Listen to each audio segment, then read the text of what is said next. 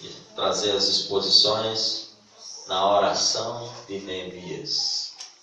Vamos aprender muito na tarde de hoje, início de noite, nesse livro extraordinário, livro de Neemias. Amém? Todos acharam? Depois de Esdras. Primeira, segunda Reis. Melhor expressão, eu esqueci, eu não sabia.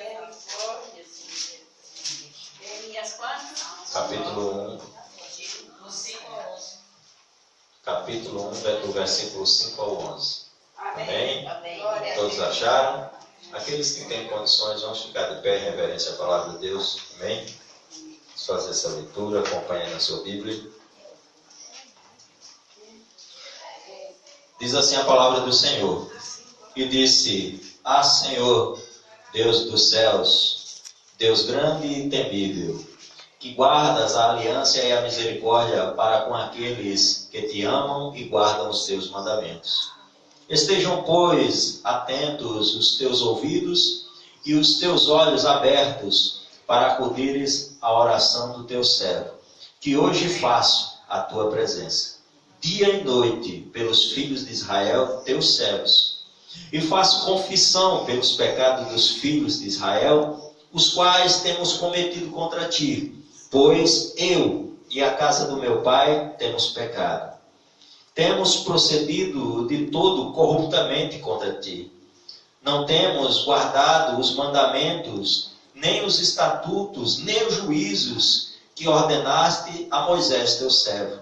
Lembra-te da palavra que ordenaste a Moisés, teu servo, dizendo: se transgredires, eu vos espalharei por entre os povos. Mas se vos converterdes a mim e guardardes os meus mandamentos e os cumprirdes, então, ainda que os vossos rejeitados estejam pelas extremidades do céu, de lá os ajuntarei e os trarei para o lugar que tenho escolhido para ali fazer habitar o meu nome. Estes ainda são servos e o teu povo que resgatasse com o teu grande poder e com tua mão poderosa. Ah, Senhor, esteja, pois, atentos os teus ouvidos à oração do teu servo e a dos teus servos que se agradam em temer o teu nome. Aleluia. Concede que seja bem sucedido hoje o teu servo e dá-lhe mercê perante este homem. Nesse tempo eu era copeiro do rei. Amém? Vamos orar.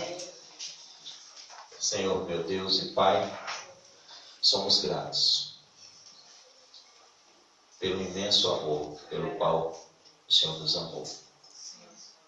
Somos gratos por uma bondade tão extraordinária do Senhor para conosco. Somos gratos porque não merecemos nada, absolutamente nada, a não ser a condenação e o inferno. Mas mesmo assim, mesmo diante dessa realidade pecaminosa, desse pecado que habita em nossos corações, que faz parte dessa natureza caída e perversa, o Senhor decidiu nos amar, decidiu nos salvar, decidiu nos resgatar da servidão e da escravidão do pecado. E nesta noite, nós, com o coração saltitante de alegria, estamos na tua casa, ansiosos e sedentos, a ouvir a tua voz, através da exposição da tua palavra. Faz a tua obra em nosso meio. Usa este pecador como instrumento poderoso em tuas mãos, para ministrar primeiro ao coração dele e depois ao coração do teu povo. Faz a tua vontade em nosso meio. Oramos em nome de Cristo Jesus. Amém. Amém. Amém. A igreja pode sentar. Louvado seja Deus. Irmãos, nós estamos aqui iniciando praticamente, domingo passado nós demos início a uma sequência de exposições no livro de Neemias. O livro de Neemias, ele é o mais completo e importante manual de liderança. Se você quer encontrar estratégias, uma fórmula e algo que ajude você a ser um líder melhor, um líder capacitado, um líder capaz, o livro de Neemias é este manual. O livro de Neemias vai ajudar você a liderar em qualquer aspecto da sua vida. Nunca foi tão urgente para a igreja se deleitar na leitura e no estudo do livro de Neemias. Como nós bem sabemos, tanto Neemias como Esdras tratam do mesmo assunto, a reconstrução da cidade de Jerusalém, o reestabelecimento de Israel como uma nação. Israel tinha sido levado à Babilônia pelo rei Nabucodonosor. Israel transgrediu a lei de Deus, transgrediu os mandamentos de Deus, e como consequência da sua rebelião contra Deus, Deus usou Nabucodonosor como a sua espada, como a sua vara de correção para o seu povo, e o povo foi levado em cativeiro, e a cidade foi assolada. Os babilônios, eles tinham como costume, assim que eles conquistavam a nação, eles levarem essa nação para que essa nação aderisse aos costumes e adorasse os seus deuses. Já o Império Medo-Persa, que é o império do reinado de Ciro e Artaxerxes, esse império ele tem uma política diferente. Ele conquistava os povos, mas ele incentivava os povos a se manter nas suas regiões e a continuar adorando o seu Deus. Mas ele pedia algo em troca. Ele pedia que o povo fizesse orações em favor dele. Esse era o costume dos imperadores persas. E nesse contexto, nós nos deparamos aqui com Neemias. Nós vamos ver lá, quando nós começamos no domingo passado, no capítulo 1, a partir do versículo 1 até o 4, que Hanani e alguns de Judá chegam no palácio de inverno do rei, onde está Neemias, copeiro do rei, um judeu. E Neemias, ao ver os seus irmãos judeus, ele faz uma pergunta àqueles irmãos acerca de Jerusalém. Como estavam os judeus que não tinham sido levados em cativeiro, e como estava a cidade de Jerusalém. E Hanani, ele dá um relato da situação em que os judeus se encontravam. E Hanani diz, olha, os muros estão derrubados, as portas estão queimadas ao fogo, e o povo está em uma situação de extrema miséria, está em um estado de humilhação. E quando Neemias escuta isso, Neemias se compadece da sua nação, do seu povo, daqueles que estão sofrendo, e Neemias se coloca em oração diante de Deus. Ele começa a orar pelo povo. E o que nós destacamos no domingo passado é que Neemias estava em uma situação confortável. Neemias não estava passando por nenhuma privação. Neemias estava em uma alta posição ao lado do homem mais poderoso do mundo. É como se ele estivesse do lado do presidente norte-americano. Ele estava ali tranquilo, tudo de luxo, do bom e do melhor ele tinha lá, segurança, tinha tudo. Mas o que? Neemias não se acomodou com a situação que ele estava usufruindo, com o modo de vida dele, mas o que? Ao ouvir que o povo de Deus estava em uma situação de extrema necessidade, em uma situação de desolação, ao ouvir que a cidade santa estava em ruínas, que o templo estava em ruínas, ele se compadece. Uma coisa interessante é que não foi só o que moveu Neemias, não foi só a compaixão pelo povo, pelo seu povo, mas também o amor dele pelo Senhor. A situação que o povo estava vivendo estava causando o quê? Que os inimigos do Senhor, os inimigos de Israel, as outras nações zombassem de Deus. O nome de Deus estava sendo blasfemado, zombado. As pessoas falam, e aí, cadê o seu Deus? Onde está o teu Deus? E aí, cadê esse Deus? Não era poderoso? Neemias se compadece e Neemias não se conforma com essa situação. É interessante que ele escuta, nós vamos ver lá no versículo 4, versículo 3 diante, deram-me os restantes que não foram levados para o exílio, se acham lá na província, estão em grande miséria e desprezo. Os muros de Jerusalém estão derribados e as suas portas queimadas. Tendo eu, Neemias falando, ouvido essas palavras, assentei-me e chorei e lamentei por alguns dias. E estive jejuando e orando perante o Senhor Deus dos céus. Então a primeira atitude de Neemias, ao ser confrontado com uma situação extremamente difícil, foi buscar a face do Senhor. Mas o tema da nossa exposição de hoje, nós temos por tema o seguinte: um coração em chamas. Todo crente precisa ter o seu coração em chamas. O nosso coração, irmão, deve estar flamejante, ardendo em chamas, ansioso e desejoso de estar na presença de Deus. O nosso coração deve estar em chamas, louco, desesperado em ouvir a palavra de Deus. O nosso coração deve estar em chamas, com o desejo de anunciar as boas novas de salvação.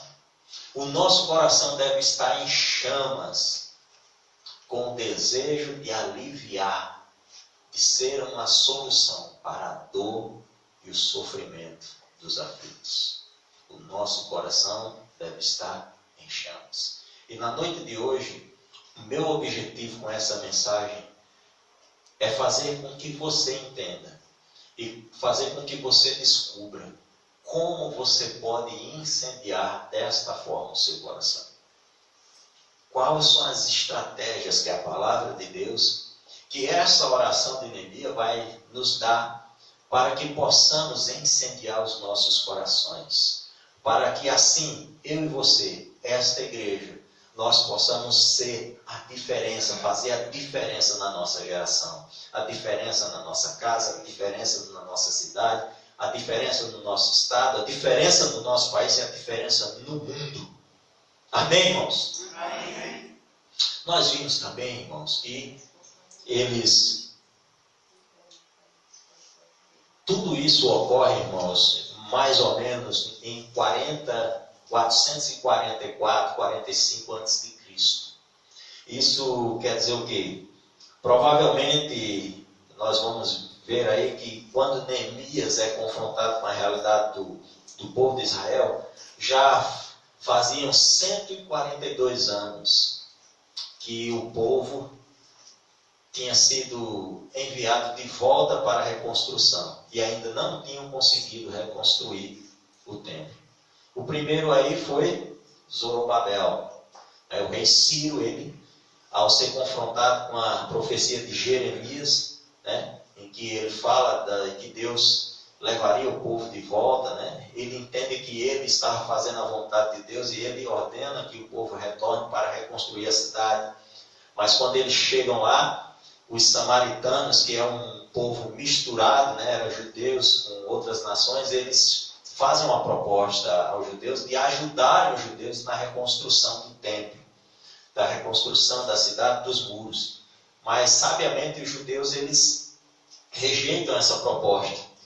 Porque, na realidade, não era o desejo dos samaritanos, não era ajudar o povo de Israel, mas era a destruição do povo de Israel, era impedir que que Israel se tornasse novamente uma nação. Então, entendendo isso, eles não participam, eles não aceitam ajuda, eles decidem eles mesmos, só o povo de Israel mesmo, só os judeus trabalharem na obra de reconstrução. Diante disso aí, os samaritanos enviam uma carta ao imperador fazendo acusações falsas contra o povo de Israel. Então o imperador ele dá um decreto proibindo a reconstrução do templo e a reconstrução da cidade. Então o que acontece? A reconstrução da cidade para. Os judeus que estão lá, eles se conformam com essa situação. E cada um vai viver a sua vida. E se passam, depois de Zorobabel e Esdras, Zorobabel responsável por reconstruir o altar, Esdras responsável em ensinar a lei, e Neemias responsável por reconstruir os muros da cidade. Então já tinham passado 142 anos que a primeira leva de judeus tinha retornado a Jerusalém e ainda não tinha sido reconstruído. A obra estava parada. Eles estavam em uma situação de extrema miséria. Tinha um decreto do rei contra eles. E naquela época nem o próprio rei podia voltar atrás de seu decreto, né? Depois, uma vez decretado. Então era praticamente o quê? Impossível a reconstrução de Jerusalém. Era impossível a reconstrução do templo, era impossível o reestabelecimento de Israel como nação. É diante dessa situação que Neemias está sendo confrontado. E eu queria nessa noite fazer uma pergunta para você responder a você mesmo. Quais são os decretos que estão contra a tua vida? Quais são as causas que você julga impossível? Quais são as situações em que você está vivendo e que você olha para um lado, olha para o outro e acha que não tem mais solução? Que não tem como resolver, que é impossível? Queria dizer para você nessa noite. Para Deus não é nada impossível. Amém. Para Deus não é nada impossível. Neemias entendia isso. Isso é tão verdade, irmãos, que a primeira atitude dele, Neemias, ele não foi direto ao rei da terra, ao rei humano. Ele foi diretamente ao rei dos reis, Senhor dos senhores, aquele que está sentado em um alto e sublime trono. Ele foi buscar socorro à pessoa certa. Ele foi pedir socorro e estratégias à pessoa certa. A quem você tem pedido socorro? A quem você tem pedido estratégias para sair dessa situação difícil? Em quem você tem confiado? O reverendo Hernando Dias Lopes, em seu comentário, vai dizer que Neemias era extraordinário, porque ele sabia comandar no meio do rei humano, como também andar na presença do rei celestial, do rei dos reis, do soberano Deus. Para Deus não há impossível. É sobre esse Deus que estamos tratando nessa noite. E nós vamos ver, irmãos, no primeiro ponto de nossa exposição, que Neemias começa a sua oração. Olha só o que ele diz. Vamos lá para o versículo 5. Mantenha a sua Bíblia aberta. E disse: Senhor, Deus dos céus, Deus grande e temível, que guardas a aliança e a misericórdia para com aqueles que amam e guardam os teus mandamentos. Olha só como Neemias começa a sua oração. Senhor, Senhor, Deus dos céus. Sabe o que Neemias está dizendo aí? Senhor, Tu estás em um alto e sublime trono. Tu estás muito mais elevado do que eu. Tu estás numa posição que ninguém pode alcançar, Senhor. E eu estou aqui, humilhado, debruçado na Tua presença, Senhor. E ele continua na sua oração. Deus temível. Ele reconhece aqui a grandeza, a majestade, a grandeza, a soberania de Deus. Ele reconhece aqui quem Deus é. Ele começa expressando claramente quem Deus é. A oração de Neemias começa expondo a grandeza de Deus, sua majestade. Neemias está embaixo e Deus nas alturas, acima, em um patamar muito mais elevado. Depois ele trata de apresentar traços do caráter de Deus, a sua fidelidade que guarda. Olha só que maravilha. Que guarda a aliança e a misericórdia para com aqueles que amam e guardam os teus mandamentos. Neemias, depois de expressar e deixar claro que ele reconhece e entende quem é Deus, ele apela a Deus pela sua fidelidade. Ele apresenta a Deus traços do caráter e da personalidade de Deus, e um traço muito importante, a fidelidade de Deus. É muito interessante, né? Que a gente vai ver, né? É moda, né? Nos carros atrás, a gente vai ver, Deus é fiel. Deus é fiel. E isso é verdade, amém? Deus é realmente fiel. Ele é fiel ao quê? A você? Deus é fiel a você? Deus é fiel ao pastor? Deus é fiel à palavra dele. Deus é fiel à palavra dele. Deus é fiel àquilo que ele já estabeleceu. Quer dizer o que? Ele não volta atrás. O que ele disse sobre a sua vida vai se cumprir. O que ele prometeu vai acontecer. Ele não volta atrás. Ele não é homem para que minta. Ele não tem sombra de variação. Deus é perfeito. Neemias está apelando em sua oração a essa característica do caráter de Deus, a sua personalidade. E ele continua. Vamos ver lá, versículos 6 e 7. Estejam, pois, atentos os teus ouvidos e os teus olhos abertos, para acudires à oração do teu servo, que hoje faço a tua presença dia e noite pelos filhos de Israel, teus servos, e faço confissão dos pecados dos filhos de Israel, os quais temos cometido contra ti. Eu e a casa de meu pai temos pecado, temos procedido de todo corruptamente contra ti. Não temos guardado os mandamentos, nem os estatutos, nem os juízos que ordenastes a teu servo Moisés.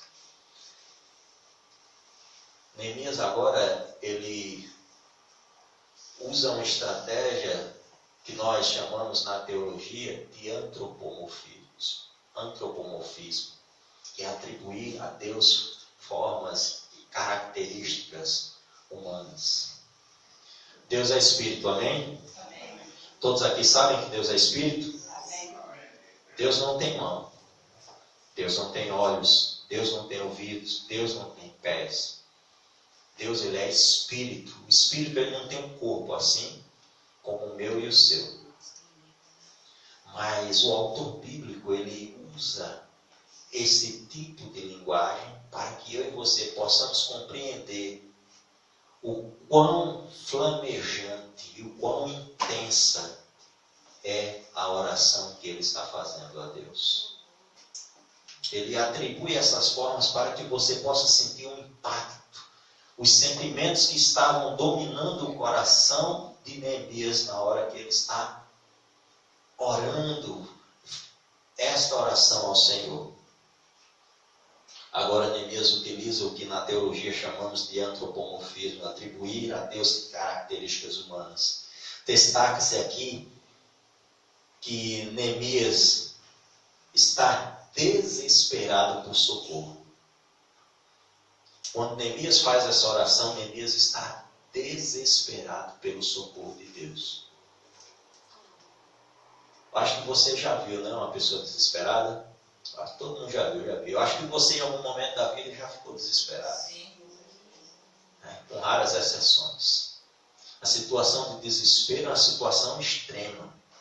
E Neemias, ele está nessa oração desesperado pelo socorro de Deus. É por isso que ele vai dizer aqui no versículo: estejam, pois, atentos os teus ouvidos e os teus olhos abertos para acudires à oração do servo. Ele está desesperado pelo socorro de Deus para restaurar seu povo. Ele usa de sinceridade, especificando os pecados do povo e se colocando responsável também, ele e sua família. Nós vamos ver aqui no versículo 6 e 7 duas coisas muito interessantes, irmãos. Fiquem atentos a essa mensagem. É muito importante. Ele começa a buscar desesperadamente e a tentar desesperadamente chamar a atenção de Deus à situação que o povo de Deus estava passando. O primeiro ponto é esse. Depois ele se utiliza de sinceridade. Ele não esconde os pecados. Ele reconhece que o povo está naquela situação, que a situação que o povo de Israel estava passando, de humilhação, de sofrimento, né? De cativeiro, tudo aquilo ali foi culpa do povo de Israel. Era culpa, o povo estava ali por culpa deles, não era culpa de Deus. Não foi Deus que causou aquele mal ao povo, mas foi o próprio povo de Israel que causou aquele mal consigo mesmo. Então Neemias, ele expõe que ele entende essa realidade e que o povo também estava entendendo assim. Mas é interessante que muitas vezes na nossa vida, quando uma situação difícil acontece conosco, nós somos tendenciosos a jogar a responsabilidade para Deus. Né? E muito ironicamente, alguns pregadores vão chamar da síndrome de Adão. Né? Quando Adão peca lá, desobedece a Deus, foi a mulher que tu me desse. Ele não está botando a culpa na mulher quando ele diz isso, ele está botando a culpa em Deus. Ele está dizendo: olha, se o senhor não tivesse dado a mulher, eu não tinha caído. Então nós temos essa tendência de às vezes culpar a Deus. E olha o que Neemias está fazendo aqui no versículo 6 e 7. Ele está sendo sincero diante de Deus. Ele está derramando o seu coração. Ele está desesperadamente pedindo socorro de Deus. Mas ele está também se colocando de forma sincera. Interessante que ele não julgou o povo lá. Neemias está aonde? No palácio do rei. Neemias não é da geração que foi levada lá 142 anos atrás, né? Quando foram levados em cativeiro. Neemias provavelmente já nasceu no cativeiro. Neemias talvez nunca tenha ido a Jerusalém, não sabia nem como era Jerusalém, não teve o privilégio de ver Jerusalém em seu esplendor e glória. Mas Neemias, ele se coloca também como responsável. Por quê? Porque ele faz parte do mesmo povo. Então, o que o povo fez, ele também fez. Porque ele não se isenta da responsabilidade. Ele diz o que? Eu e a casa do meu pai também temos pecado contra ti. E nós vamos ver que no versículo 7 ele dá os detalhes. Ele detalha o tipo de pecado que foi cometido contra Deus, e por causa disso o povo se encontrava nessa situação. Interessante que a gente tem que fazer a mesma coisa, irmãos, quando nós estamos orando diante de Deus. Primeiro nós temos que reconhecer quem é Deus e aonde Ele está. É isso que Neemias faz no início da sua oração. Depois nós temos que chamar a atenção de Deus à nossa situação. Mas depois de chamar a atenção de Deus à nossa situação, nós temos que agir com sinceridade diante de Deus. Entender que a situação que você está passando é responsabilidade sua. Deus não tem culpa. É sua. É fruto das suas escolhas. A situação que eu vivo hoje é fruto das minhas escolhas. O que você está fazendo agora vai determinar quem será você amanhã. Então a responsabilidade é sua. Então, você tem que ser sincero diante de Deus. Você tem que derramar o seu coração e você tem que detalhar. Daquele pecado. Eu perdoo os meus pecados. Sim, Deus está lá e sim, quais são os teus pecados?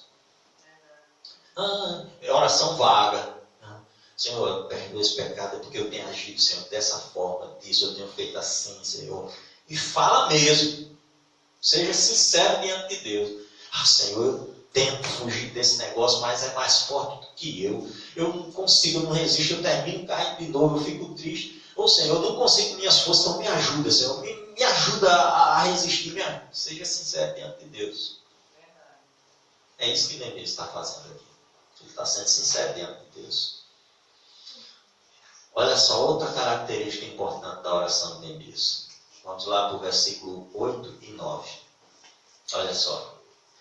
Lembra-te da palavra que ordenaste a Moisés teu servo, dizendo: se transgredires, eu vos espalharei por entre os povos. Mas se converterdes a mim e guardardes os meus mandamentos e os cumprirdes, então, ainda que os vossos rejeitados estejam pelas extremidades do céu, de lá os ajuntarei e os trarei para o lugar que tenho escolhido para ali habitar o meu nome. Neemias, ele acrescenta na sua oração, sabe o quê? A palavra de Deus. Tem gente que ora tanto, ora, mas não cita um versículo bíblico. Estou dizendo, não é necessariamente você dizer, olha, Deus, no capítulo tal, versículo tal, o Senhor diz assim. Seria melhor, né? Quem tem uma mente mais apurada, que consegue guardar, mas você se lembra do que você leu de alguma coisa, então cite.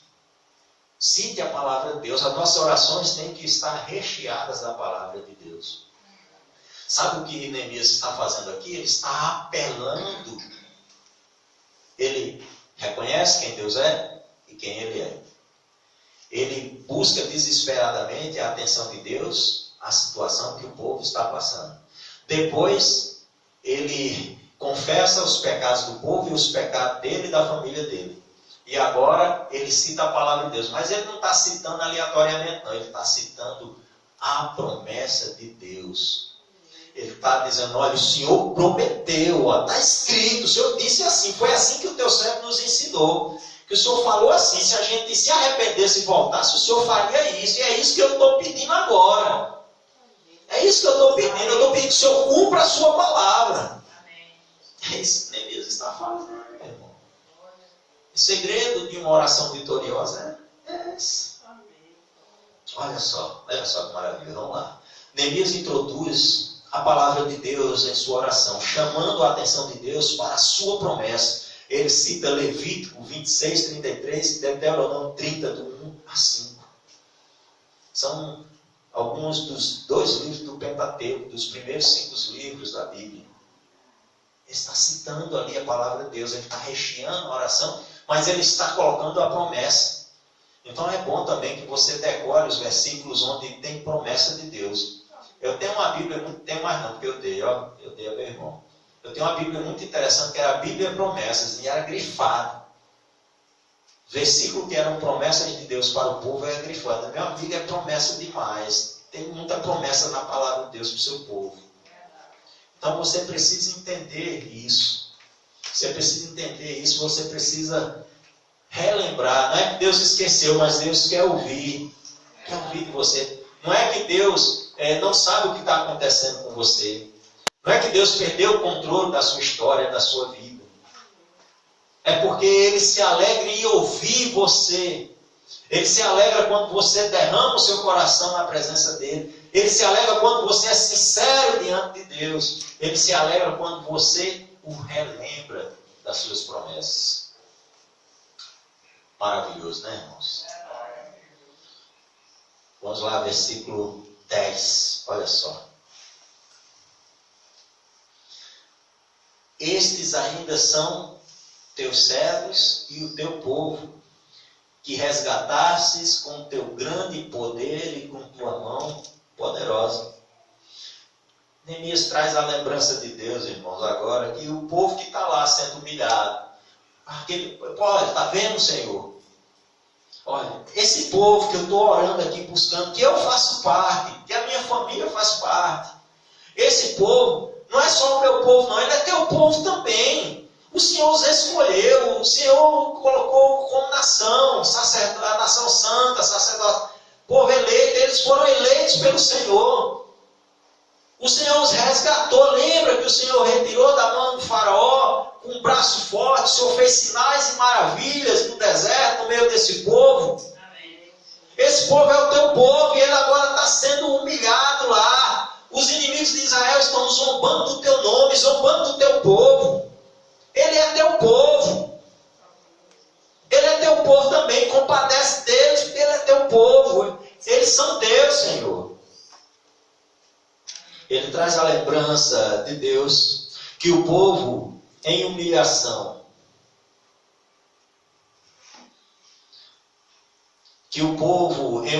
é dele, escolhido por ele, resgatado por ele.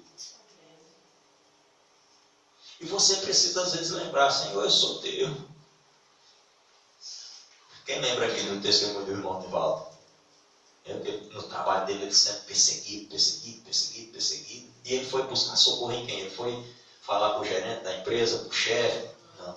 Ele fez a mesma coisa que Neemias fez. Ele procurou um lugarzinho lá na empresa onde ninguém ia, se ajoelhou e começou a clamar a Deus. Ó, Deus, está vendo esse incircunciso aí? Está vendo esse aí inimigo do Senhor? Eu sou teu povo. Eu sou escolhido do Senhor e eles estão me perseguindo, então me socorrem. Eu não posso fazer nada não. O Senhor pode, o Senhor é Deus. Eu sou Deus, Senhor. Os irmãos estão entendendo? Amém? Amém? Neemias, em sua oração, está fazendo o seu apelo e trazendo à memória de Deus algumas coisas importantes. A promessa de Deus e também a lembrança de que o povo é de Deus, que essa nação é dele, que os escolhidos são dele.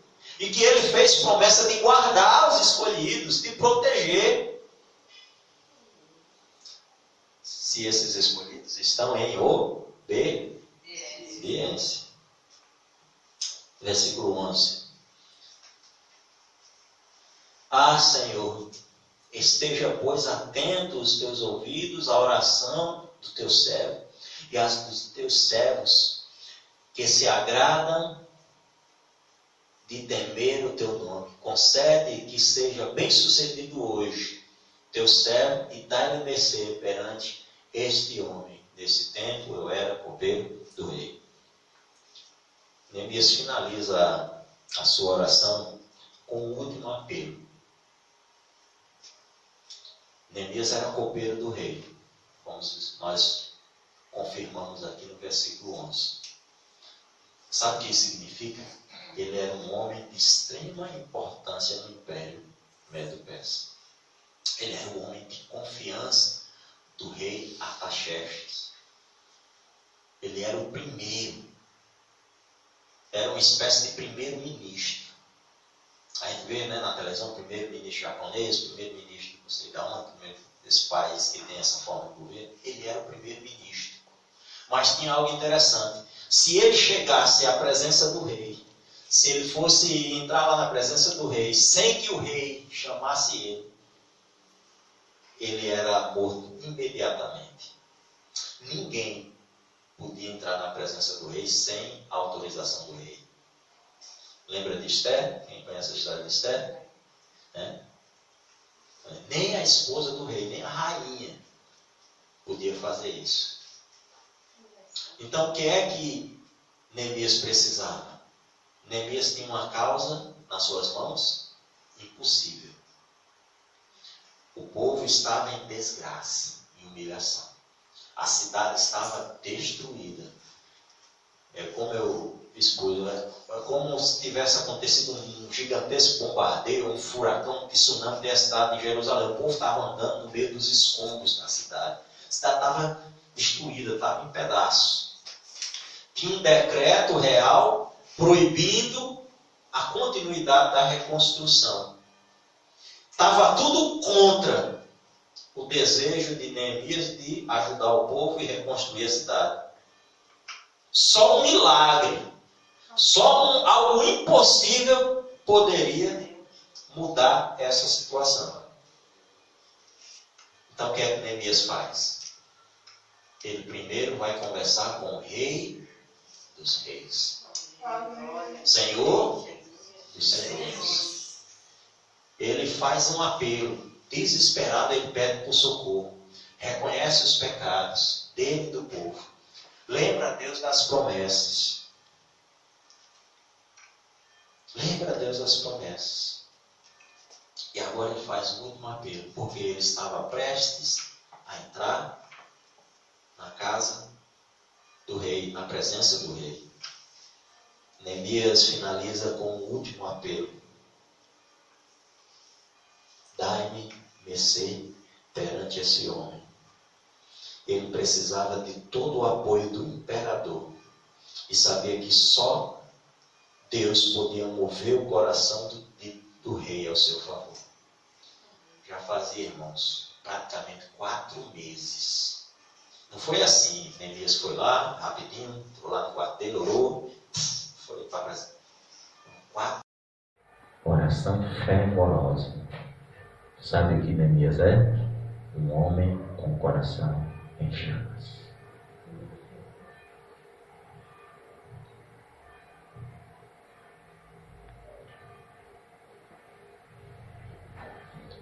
Irmãos, vamos começar agora a mensagem, viu? Amém? Vamos à aplicação. Primeiro ponto. Só há uma solução para coisas impossíveis. A oração. Primeiro ponto. Só há uma solução para causas impossíveis. A oração. Neemias estava diante de uma causa impossível.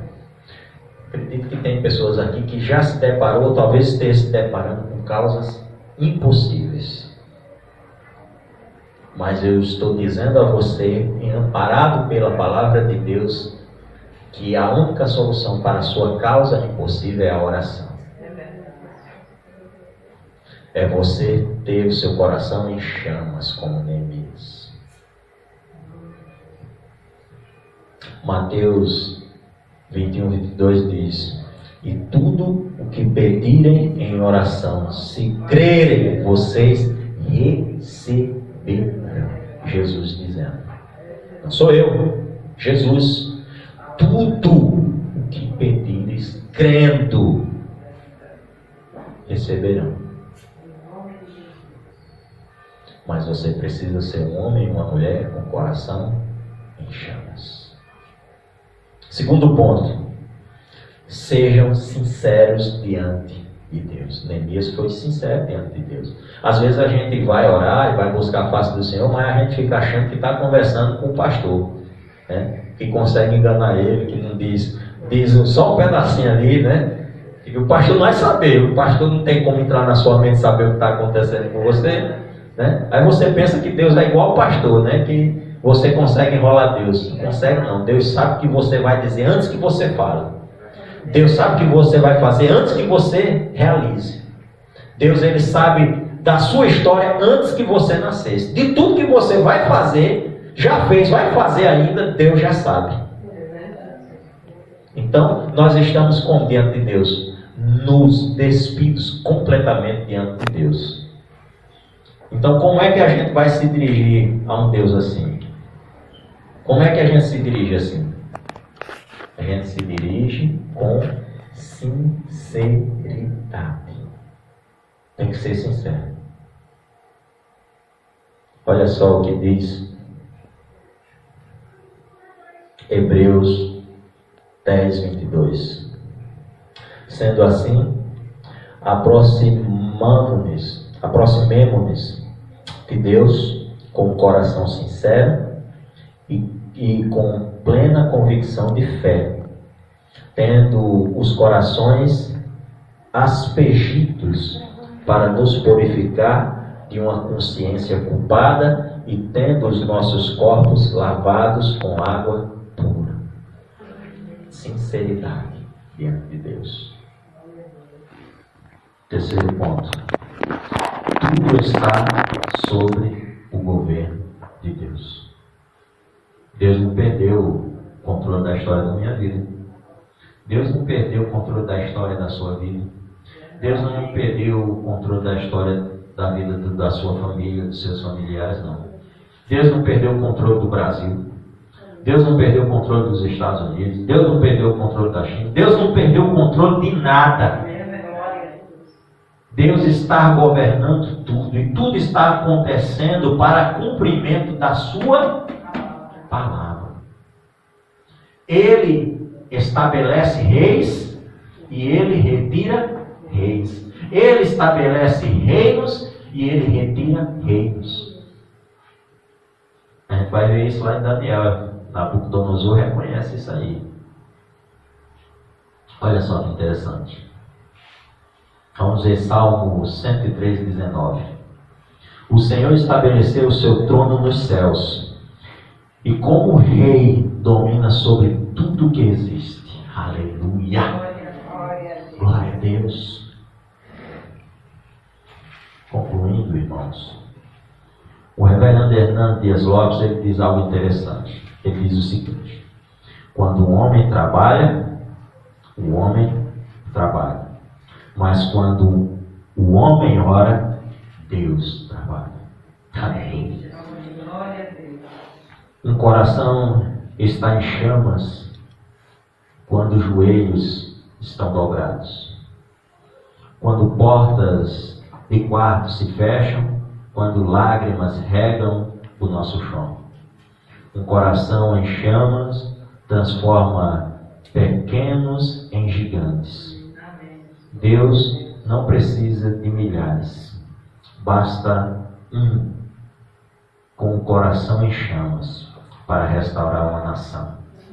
Neemias orou e jejuou durante 4 meses. 4 meses de oração fervorosa. Ele perseverou, regou o chão ao seu redor com lágrimas pelo seu povo. Você pode ser o Neemias de sua geração. Deus procura um povo disposto a ficar na brecha em oração pelos perdidos, ou se tornará um intercessor. Finalizo citando mais uma vez o reverendo Hernando Dias Lopes, quando ele diz: quando maior Deus se torna para você, menor se torna o seu problema.